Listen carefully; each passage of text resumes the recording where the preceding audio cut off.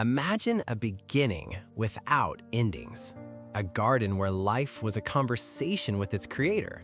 This was Eden. God forms the first man, Adam, from the dust of the ground, breathing life into him. But in this perfect world, there is solitude.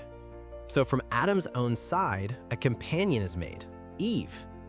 They live in harmony with a world of abundance at their fingertips. Every tree, every fruit is theirs to enjoy. Freedom is the air they breathe. But with this total freedom comes a single, profound choice centered on two trees. One, the tree of life, offers immortality. The other, the tree of the knowledge of good and evil, is forbidden. The instruction is simple. Eat from any tree you wish, but not this one. To do so is to invite an end to this perfect beginning.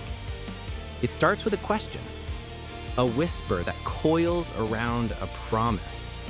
The serpent, described as the most cunning of creatures, doesn't command, it suggests. It plants a seed of doubt. Did God really say you couldn't eat from any tree? It reframes obedience as restriction and God's warning as a way of holding them back.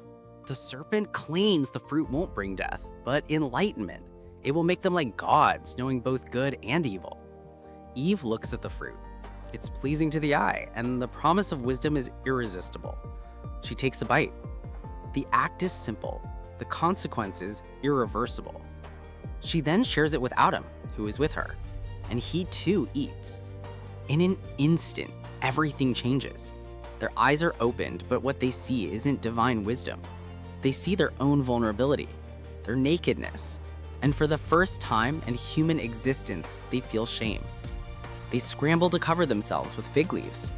Then they hear a sound that once brought comfort, the sound of God walking in the garden in the cool of the day. But now it brings only fear. They hide. The first question God asks echoes through all of human history. Where are you? Of course, he knows where they are. The question is about their state, their new separation. When confronted, the blame shifts. Adam points to Eve. Eve points to the serpent. But the choice belonged to each of them. The consequences are absolute, reshaping the very nature of existence. The serpent is cursed to crawl on its belly. Eve is told she will face great pain in childbirth, and a new, hierarchical tension will enter her relationship with her husband. Adam is told the ground itself is now cursed because of him. He will have to toil and sweat for his food. From dust he came, and to dust he will return.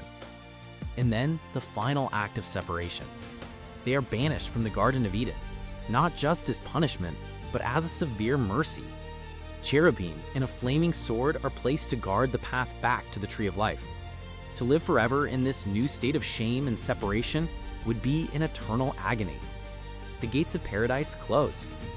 This moment isn't just an end. It's the beginning of a different story.